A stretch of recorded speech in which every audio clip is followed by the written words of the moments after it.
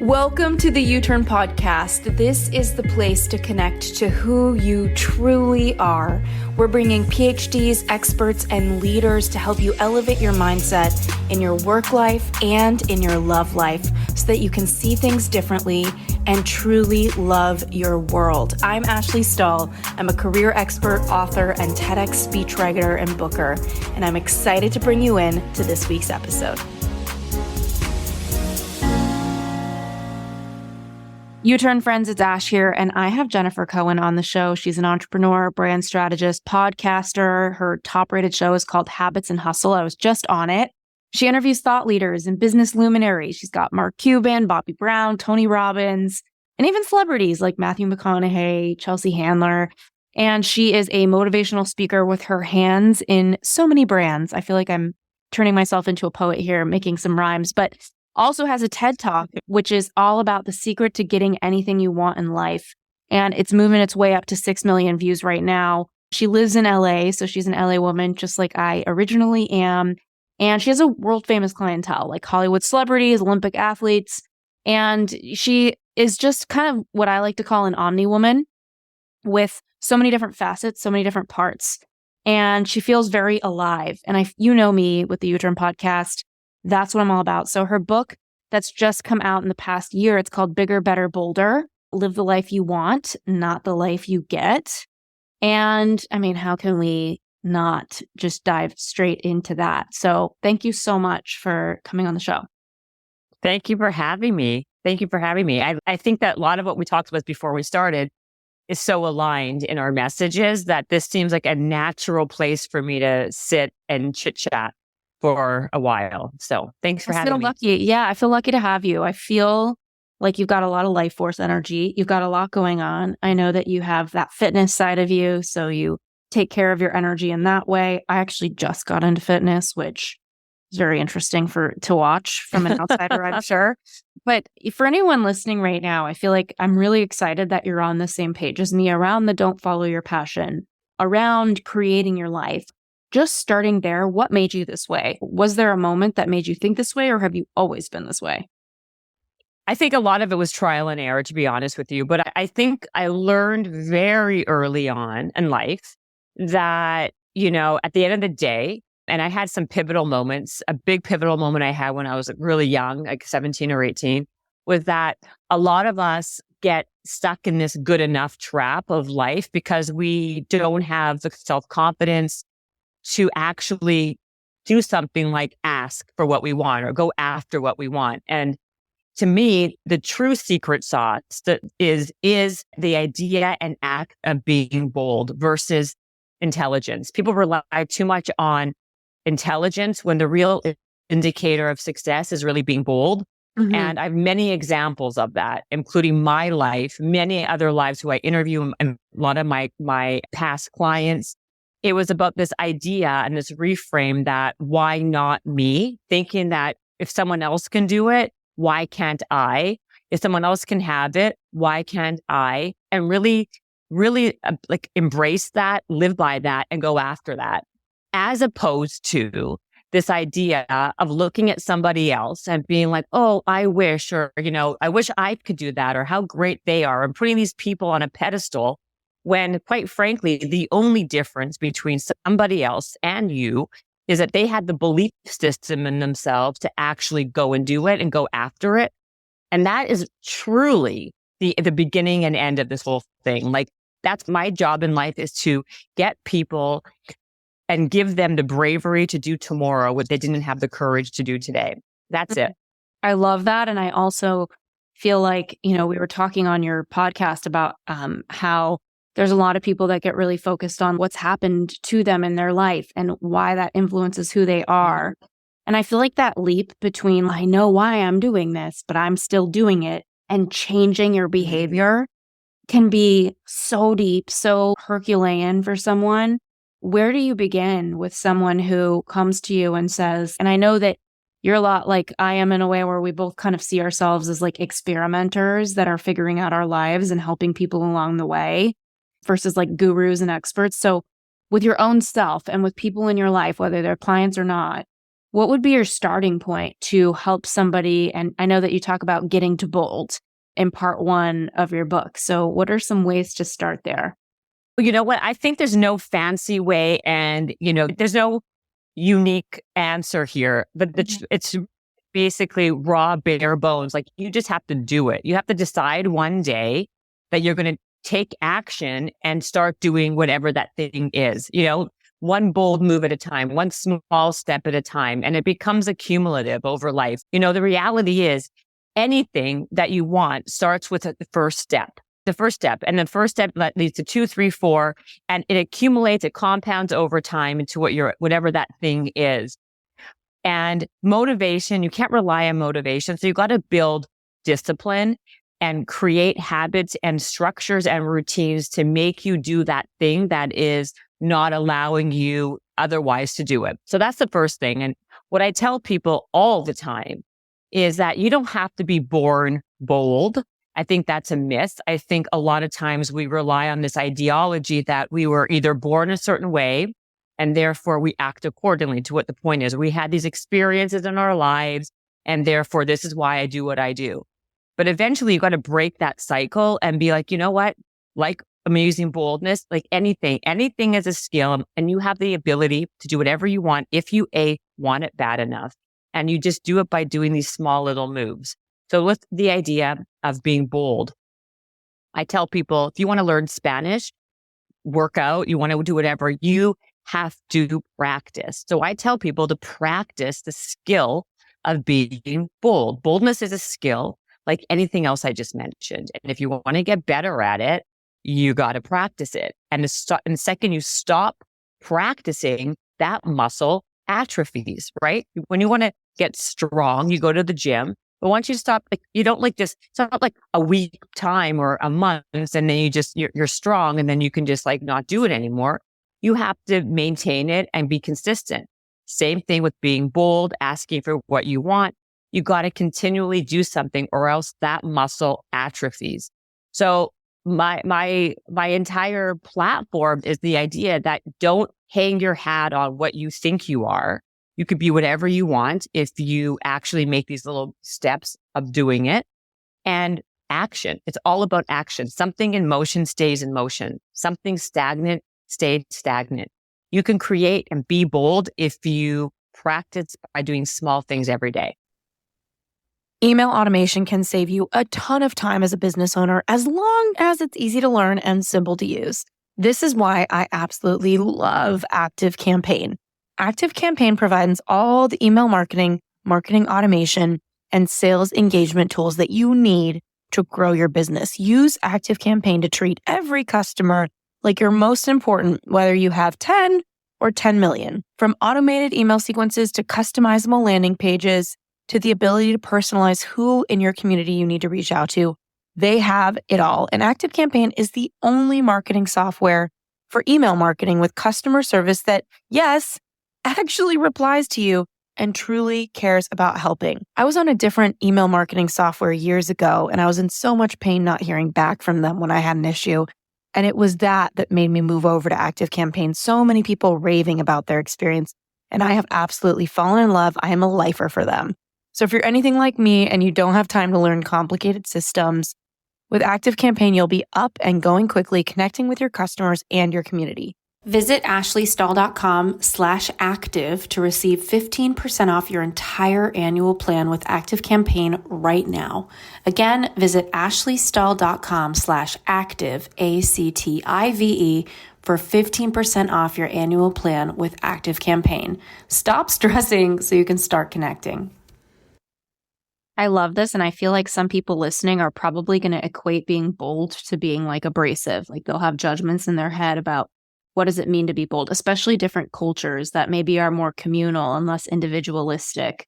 In your book, you talk about picking a direction and not a destination. And this feels really fun because I think a lot of people, we live in a world of what's your 5-year plan? I'm like, if I know where I'm going to be in 5 years, I'm not living. Too much. It wouldn't be happening for me if I just a hockey puck straight into the, I don't even know sports, but you know what I mean. That's hilarious. I agree, by the way. Yeah. Tell me a little more. I don't love this idea. I'm also, this whole 5-year plan is, to me, just not how my brain works. Like, I think that that's great for a very finite group of people, but my brain does not work. It's very nonlinear. I don't think like that. If you were to look at my career, it's exceptionally zigzagged. You talk a lot about an elevator pitch when you go into a room. I'm still learning that elevator pitch because, given how you've met me, or like you personally, depending on who the person is, they know me from a different pocket of life. Some people see me as like a fitness person. Some people see me as a branding strategist. Some people see me as a podcaster. Like, my life has been all over the map. And so I feel like that's the first thing. I don't know how to even create a 5-year plan. Yeah. What I do is I pick a direction, not the destination, and let those opportunities go where they may. But I always lead with curiosity. And curiosity to me has been the gateway to almost every opportunity, communication, relationships, because I think it's way more important to be interested than interesting. And when you're interested, you learn so many new things that you would otherwise never have known, which takes you on different paths throughout your life. So if I had a 5-year plan and I was very myopic in working that 5-year plan, then I would never have been open to all these other tangents and ancillary things that came my way that took me to probably better places than I otherwise would have been. Right. Like, I had breakfast today. A friend of mine put together this like power breakfast with people no one who knows each other, but he knows us all.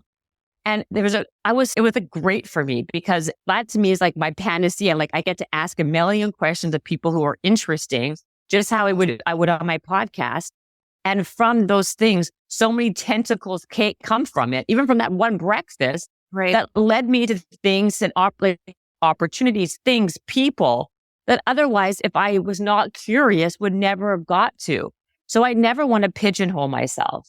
And I believe everybody in this world has transferable skills, right? Just because, you can work in music and learn a lot of great skills that, and also because you at your core have particular skills that are very transferable in lots of different industries. And so to pigeonhole yourself to one specific thing, to me, is very dangerous. Yeah. And I don't ever do that. So I don't believe in 5-year plans. I don't believe in data. I mean, that's not how I operate. And I don't think the majority of people really do operate that way.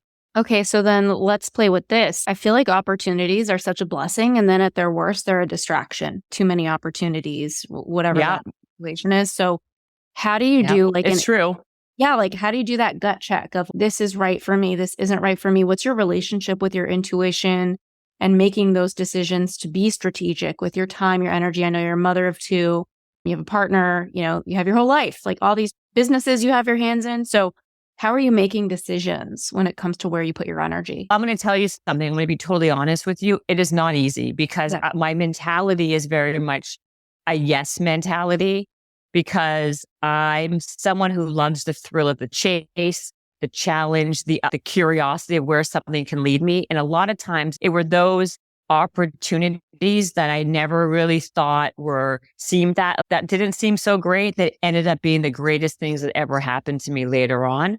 So because of that, it's very hard for me initially to say no. But as you get busier in life, life happens, you have to be able to say no and be much more strategic in what you end up doing. But what I do is I have a gut check. Like, I know pretty well now, like and I think everyone has to do this, is have a self-awareness check with themselves and know like where they have the most fire in. Like, I know what I'm good at this point. I know what I'm bad at. And I tend to naturally lean into the places where I'm naturally good at or naturally better at. Because that also gives me more confidence. It also gives me more success. I think that a big pitfall is that people tend to not fall onto what they're good at, and they fall into the trap of doing something that they're passionate about, that you and I talked about earlier, which not necessarily is in line with what they're good at. and or what they think that they should be doing based on society, based on their parents, based on what, what in the ether it looks to do. So I'm somebody who I've got a good gut check on like, okay, you know what? I know I'm really shitty at like administrative stuff and operations, but I'm really good at like connecting sales, overall, like patterns in how things connect together and how to expand brand. So I know already from trial and error and from where I naturally gravitate to what works for me. You know what I mean? I know it sounds great to be a rocket scientist, but that's not my skill set. It's not going to happen. Like I would love to be an investment banker, but I'm not great with numbers. Yeah. You know what I mean? I think knowing who you are and like leaning into that is so vital for not just overall success, but for overall happiness and fulfillment. And sustainability. It's like, how can we keep being someone else? What a bad time that sounds. And I think not only, that's 100% true, but I think also when you follow what you're good at, that's when the better opportunities present themselves and you're more in line with who you are authentically, which then gets you to a place of happiness more. Like happiness is like an arbitrary word too, but you feel more fulfilled and satiated when you're more in line with what you're naturally gravitating good at. Okay, so I love in your book how you have these different principles, and one of them is talking about discovering your bold type. Can you tell us a little bit more about what that means?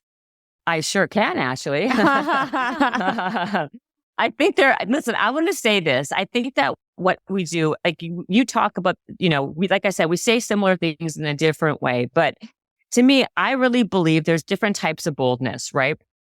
I want to begin by saying my book, as much as it is a book on how to chase what you want, that's the whole tagline, not take what you get, that applies in every area of your life. So my book is not just for someone who wants to have a great career. Right. To me, if you just have a great career, but every other piece of that pie is like a miss or subpar, then you're not really living a successful life. To me, having a really strong personal life and having really great relationships, both like friendships, romantic relationships, all the above, that's how you create a rich life, when there's a lot of happiness and a lot of fulfillment in a lot of areas. So I tell people to come to Jesus and say, where am I not showing up in my life? Like, where am I being bold and standing up for myself and asking for what I want? And by the way, where am I not doing this? A lot of times you could be a strong, like really hardcore, great business person, but like lack in your personal life and just kind of accept and go out, take a date with whoever asks you out, or just accept the okay, good enough in your relationship and not like work on making it the best thing you can possibly have. Other people are like really good in the personal, but are taking a back seat in their career or not really doing what they want. So the first step is to figure out where are you standing up and where are you being bold and where are you not? And then from that information, you reverse engineer and work on the areas that you are not showing up. That's the first part. And actually, I think that's the first step.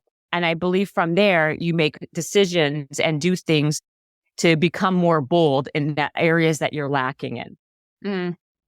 I love this. And I feel a lot of people, as they step into being more bold, they're going to feel that typical like imposter syndrome of I'm being bold, but maybe I'm, not qualified. And I always tell people, do the truth test, ask yourself, am I able to, for example, with my TED Talks I was telling you about, sometimes it feels like an edge. People come to me that I'm like, oh, wow, this is a really big person that I'm giving a voice to. Oh, it's scary, but I'm a good writer. And I'm like, am I good at this? Yes. Do I know anyone that I would trust to write this more? I don't know. I don't think so. So I do these questions almost like I'm watching myself, like I'm a movie. Yeah. A lot of people feel like so much imposter syndrome, and it's such an unpleasant feeling. What do you do with that? I don't know. I think, imposter syndrome to me is such an overused word at this point. Like everyone talks about it. I think everybody's imposter. I think everyone's an imposter at some point. I think everyone's kind of just a lot of things. Everyone is and nobody is, right? Besides being a doctor, a lawyer, an accountant, which you're going to go to school and be qualified to have the degree to kind of do that thing. All of us are just figuring things out. And it's through trial and error. It's through like making a lot of mistakes, failing upwards.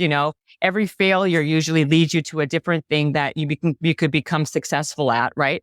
I think that's the first part of what you're asking me. And then I think really the second part of it is, first of all, even with the TED Talk, right? Same thing with me. I don't, all of a sudden you become an expert because a lot of people watched it. And quite frankly, it could have gone the other way. Nobody could have watched it.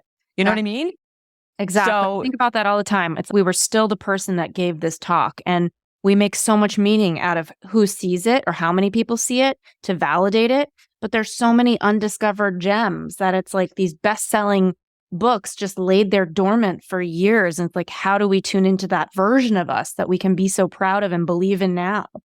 it's basically what LL Cool J said, it's basically, don't call it a comeback. I've been here for years, right? Which is 100% true. Like, I've been here for years, and all of a sudden now, because my TED Talk went viral, all of a sudden now I'm someone that I'm worthy of talking to. So I think, again, it always comes down to how you see yourself, a belief system that you have to really kind of get from within. There's nothing you can only do so much with external and what other people think of you. It has to come from within. True confidence really comes from basically following through to yourself on things that you promised yourself and things that you've done and accomplished on that you set out for yourself. All the other stuff is noise and nonsense. So I think a big part of this is, good or bad, don't rely on how other people view you. Who cares? It's how you view yourself. It's like what you know for yourself. Mm. I'm going to tell you a funny little fable. I don't know if you've ever heard it. The Chinese farmer story teaches lessons about hidden blessings, suspending judgment, suffering and well-being, and much more. It's a very famous thing. Line is, and I can go on about this, but then the next day, the missing horse returned to the farmer's stable, bringing along with it 6 wild horses. The farmer's son locked the gate of the stable firmly behind all 7 horses. When neighbors learned what happened, they came to the farmer and said, "What happiness this brings. With 7 horses, you'll be able to maintain the farm with 3 of them and sell the rest for huge profits. What a blessing." The farmer replied, "Maybe yes, maybe no." The next day, the farmer's son was breaking one of the wild horses. The son got thrown from the horse hard on the rocks and broke his legs. When the neighbors found out about the kid breaking his leg, everybody in the village again were like, "Oh my God, what are you going to do? You must be devastated." The farmer says, "Maybe yes or maybe no." The next day, the army comes and picked little boys to come to be in the army to go fight a war. But because the kid had a broken leg, he didn't have to go. And the farmer said, maybe, My point is, in life, you have to keep an even keel. And if you're so worried and fixated what other people think of you, believe it, all their other stuff, that's what kind of gets you in this bad headspace. And that's the thing that I try to tell people, is that you have to be your own. You have to take ownership and find the confidence within you and belief within you, and not worry so much what everyone else says. Sorry, I took that tangent, but that story is honestly, really good. That's such a good story, and it's so true. And I feel like all of that involves so much trust, and it's so fucking hard to trust when what you're looking at in front of you sucks, and you're like, how am I ever not going to be here? It's like we over-identify with where we are. We over-identify with who we are today or who people see us as today. And that's kind of one of the essences of my U-turn thought, is like, you can turn around. You can choose again. Anytime. Yeah, you can pivot. And you talk about asking for what you want, because being bold is all about that. And I feel like a lot of people feel like, maybe they'll do it, but they almost feel like they lack know-how on how to effectively ask for what they want. What are some ways that you think about making an ask? And how do you kind of calculate, for lack of a better term, the risk? Like, sometimes you're making an ask, maybe it's going to hurt the rapport, maybe then it's going to help the rapport. Right. That's a great point and a great question. And I always tell people this, right? Number one, you don't ask, you don't get. And it's the squeaky wheel that gets the oil. You got to lead with these things. And sometimes it doesn't work out for you. A lot of times, by the way, it may not work out for you. Mm-hmm. And I never lead with, just because you ask doesn't mean you get it. but it will definitely increase your chances if you ask. Right. I have this whole idea of this whole 10% target. And this is a lot of one of my big teachings and philosophies is around this idea is that you make 10 attempts at whatever it is you want most. So you pick one thing that you want and then you make 10 attempts at it. And that could be an email. It could be reaching out to a friend of a friend. That could be a phone call. That could be showing up somewhere, putting yourself into situations where you otherwise don't think you belong. And the process of this isn't that you're going to get that thing. It's the process. Two things happen. Number one, it's putting you in a situation where you're getting comfortable with failing. And that's what it is. Like doing something over and over again and going down that process and that path gives you experience. It gives you that feeling of, you know what, if someone says no, it desensitizes you from trying again. And it gets you comfortable with the failure. And the other thing it does is that usually if you don't get that thing, but you go through these 10 attempts, usually if you don't get that thing, another opportunity will present itself that you never even knew existed by going down that path. And the problem is, Ashley, is that most people don't even make one attempt. Almost nobody makes 2 attempts. So if you're somebody who is making more than that, just like I said earlier, on the pure idea of volume, you're going to be successful. And what I also say is that it's all about, like you said, about it's how you ask. Now, there is a piece of this in the EQ, right? Taking a pulse of the room or the relationship and not just blatantly blabbing something. But I always tell people, and I do this myself, is I lead with how I can be helpful or beneficial to the other person. That's a very big key component here, right? So how you asked me earlier, how did being bold, how does it not come off as being abrasive or have all these other negative connotations? It's because if you're leading with how you can provide or how you can be helpful or how someone can gain value from you first, it's much easier to make an ask. Yeah. So that's a real big key component to my theory is that I have developed such a stable of relationships and contacts because quite frankly, I give way more than I even ask. And if you can do that, you're building much more like solid grounding and solid relationships. And I'm not saying this has to be Machiavellian and opportunistic, but if you want to be real, the world is based around how it's an energy exchange between people constantly. You help me and I'll help you. You help me and I'll help you. And not in a Machiavellian way again, but in a way that's how the world goes around. Yeah. And if you lead with how I can be of service to you, how can I help that person? It does shift the dynamic. So you're not just a boor or a bull in a china shop, just being like, how can you help me? I want this. I want that. That's not my intention. Because people tend to believe that when they're looking at people who they perceive to be more successful than them or who have what they don't have, then they're not helpful or they're not useful. And that's so not the case. And I can give you many examples of when that idea was turned on its head in my life, where I've been very helpful to people way, way more quote unquote successful than me in ways that you would never have guessed.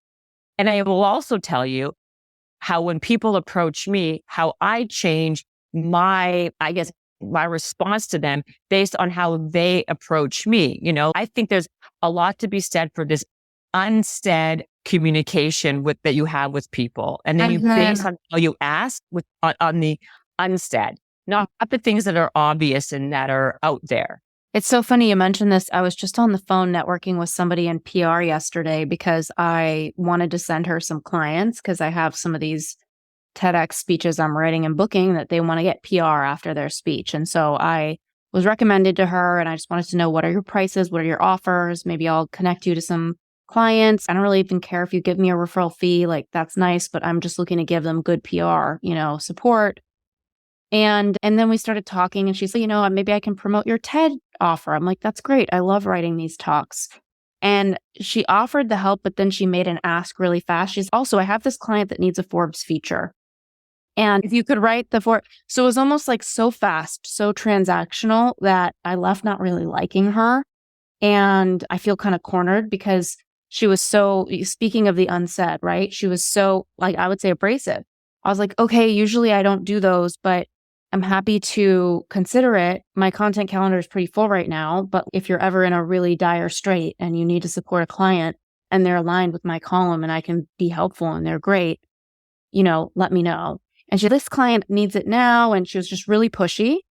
And it's interesting because I feel like, we're both women or we identify as women, I guess we would say, in this business world. And there's a lot of sharky energy out there. So we're both generous. I like to identify as that. I feel like I'm pretty generous. But sometimes it feels like we just get hit upside the face where I feel like I've been had. And obviously I don't want to stop being generous just because of the one person that came in too strong. But how do you set boundaries when people push too hard? One of the things I've worked on is not oversharing. Like, I value connection like you do so much that sometimes I'm overly honest. But I'm like, that doesn't always work. Some relationships don't have a container yet to hold how honest I want to be with that person. Not mean, but just, hey, this doesn't feel good. I've learned like sometimes the silence is the response, but curious what boundaries you set or how do you keep yourself well from the sharky side of business? Well, I agree. I think there's a distinction between being bold, by the way, and being pushy. Mm-hmm. There's a difference. And then I think that a lot of times it's not a synonym for each other. And I think that reading a room and reading that becomes an EQ thing, an emotional intelligence thing, like understanding where you are in that relationship, the beginnings of it, because it's happened to me many times. I think as a woman in business, or forget about that, not even as a woman, to be honest, just in general, how do I set boundaries? I act how I am is probably, I'm not great with, if I was to, again, be honest with you, am I great with boundaries? I don't know. I feel out a situation and then act accordingly. Mm. I think that's what I do. And if someone if somebody to me is pushing my boundary with them, it doesn't affect me in a way that is I'll just kind of just end the call or end the meeting I would just cut it off. I don't think about it that much. There's not really, there's no calculation of how I respond and how I do. I just know when something feels uncomfortable to me or when I'm not interested in taking something further and then I just don't engage. It leaves leaves a bad memory or a bad taste in my mouth.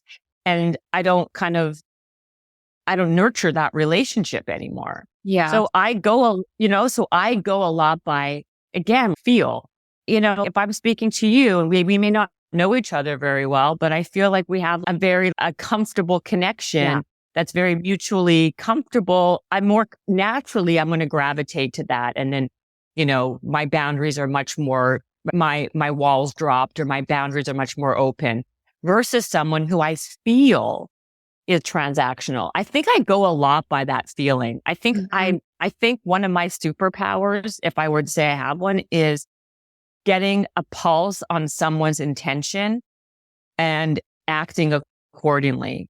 Like I can tell really, you know what I mean? Like I can tell really quickly what kind of human and why you're after me or why we're talking. Or again, it's like very subtle, non-verbal things that I just pick up on that either hit me a certain way or do hit me a certain way. And then I act accordingly. Yeah. And I tend to be quite discerning because unfortunately, most people that I come across, especially in this world that you and I are in, are very much about what you can do for me. Mm-hmm. Like it really is. And usually it's those, the devil or whatever it is. It's like a sheep and fox or the fox in sheep's clothing, Yeah. And I find a lot of those. And I have my spidey sense up already. And then, like I said, I'm not interested. I'll just not even play. Yeah. And I tell people. Oh, no, please go. Oh, go ahead.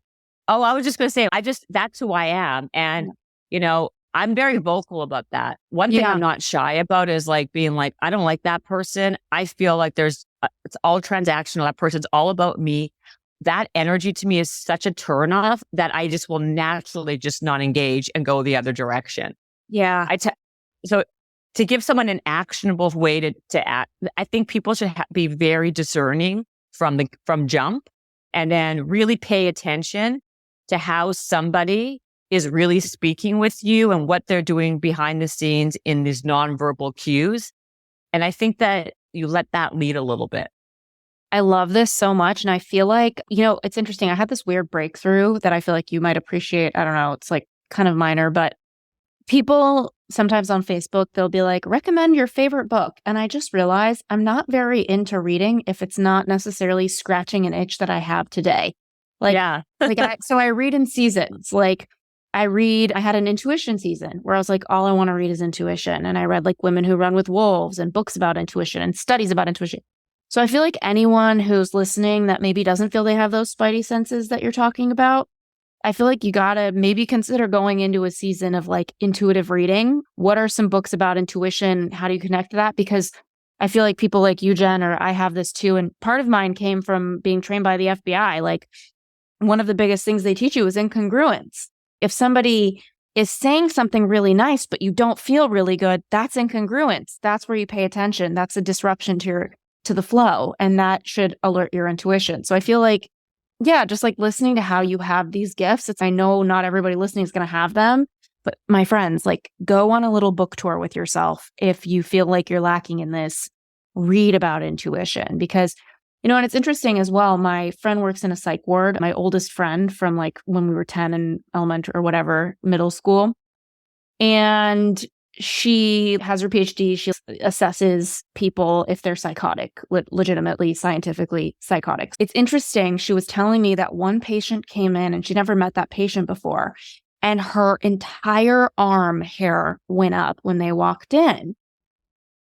And one of her tasks is to figure out if they're malingering in the court system, meaning they're pleading insanity for a crime, but they're pretending that they're insane. That's malingering, which is so wild what she's doing all the time. But she went to her supervisor and told them, oh my gosh, this person came in, my hair on my arm went up. And the supervisor said, oh, that's Darwinistic. That's like survivalistic. That person's psychotic and your body felt it. And so it's almost like the fact that this person didn't even open their, I told her, I'm like, did he look scary? Was he looking at you like a serial killer? Like he's going to eat you with a chainsaw? Like, yeah. No, he just kind of walked in and my whole body hair went up. And I was just like, evolutionarily, we are so wired for so much shit that we haven't even studied yet. And for her supervisor to be like, yeah, that's your evolutionary senses. And it's very common. And there's a whole science to your body responding to a person walking in like that. And so I think like the amount that's happening in the invisible between two people, I love that you brought that up. The things that are not said, the feelings that you can't explain. It's almost like we learn to override those feelings and it's just about reconnecting to those feelings. I feel like I could talk to you forever. What have I not asked you about being bold before we go anywhere, or to just help motivate people who are listening today who are maybe feeling like they're in a rut? They're definitely not, cashing in their bold coupons in their life. I love that. They want to move into it more and they listen to you. They're feeling inspired. What's like a little micro action or little micro thought that we can leave them with? I say, do it even when you don't want to. And do it. That's what I say. Do it even when you don't want to. Do it even when you think you don't have the chops, the talent, the skills. Life isn't about having the skills, the talent, the looks, and the smarts. It's really about just doing it. And you need to be one of those people who just do it and take action. So don't let all those other things that you think that are more important override what you actually do. So do it even when you don't feel like it. Do it when you don't want to and when you don't think you can. That's what I would tell people. Yeah. If the Tinder swindler can make a personal brand, we can all be so bold. Like we have so much 100%.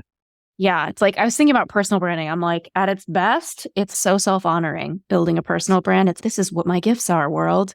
At its darkest, it's like freaking Tinder swindler, like renting a Lamborghini for your Facebook ad. You know what I mean? It's just. By the way, people have to be exceptionally, I would tell people this, social media is a very dangerous place. And, Be very, again, discerning on where you're getting your information from, who you're following, who you're listening to, because, you can be whoever you want online, right? There's a million Tinder swindlers in a lot of different ways.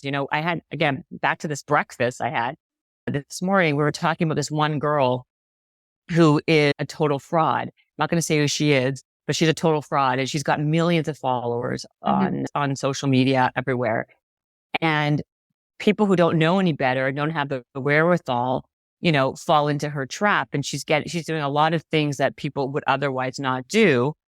And it's all based on fakeness. You can buy your way into anything and everything these days. And I think that and I use social media as an example because it's like the gateway to so many things where people are really getting their value from, their information, their news, really build up that intuition. Because if you don't build that up, you could be swindled in a lot of ways. And I think where you get your information, where you do with your information is so important. So be mindful of who you follow, what you do with your time, who you're listening to. I think it's really important. Yeah. And tuning into how things feel. We get so in our head of we just need to do this versus, but how does it feel? And it's not like you don't want to do something important for you. If it feels bad to do it, sometimes that's growth. But sometimes it's like your little spidey senses are trying to come online and you're pushing it down. So this has been so nice to talk to you about this. It's so rare that I have someone on the show that kind of, I guess it almost feels kind of narcissistic for me to be like, you're amazing. Because I feel like I think just like you. I feel like I'm amazing. No, I just think it probably feels really instinct and familiar. Yeah. And I think everybody loves familiarity, right? That's what it is. It's like, oh my God, this person they get what you're coming from. I think I know what you're saying. It's like, oh my God, she's just like me. I love her. Her. Yeah, totally. Like my best friend, I started my other one from the past 10 years. I give her a lot of shit because all of her clothes looks like she's about to go to a wine bar. And I'm like, what do you wear when you're working from home? This is all 7 p.m. outfits. And so I've been buying like basics for her every birthday, the past 3 birthdays. This is a linen matching set. And this is a sweatpants and a sweatshirt. And she loves it. It's like her annual basics haul. Oh my God, every time I see her, I'm like, you look amazing. It's because you got me this, Yeah, you bought it for me. That's awesome. I love that. Okay, like your ecosystem is deep. And I know Habits and Hustle, like I hope everyone listening, please check out her podcast. It's so cool that she's having these conversations. And where would you suggest that people go to keep learning? I know your book is everywhere, Amazon, where books are sold, etc. Yeah, big Barnes and Noble, wherever. It's also, they can go to Instagram, The Real Jen Cohen. They can go to my website and sign up for my newsletter, all the things. Cool. Thank you so much for taking the time to come on. I feel like the wait was long and it was worth it to have you. Oh, I loved it. Thank you so much, Ashley. I appreciate it. Thank you so much for tuning into the U-Turn podcast. And thank you again so much for our sponsors. We are here because of you. And to our listeners, thank you for checking out our sponsors. We always pick people and brands that we trust and we believe in. And just for listening to the show, writing your reviews on the Apple app, and just being willing to make your own U-turns. We'll see you next week.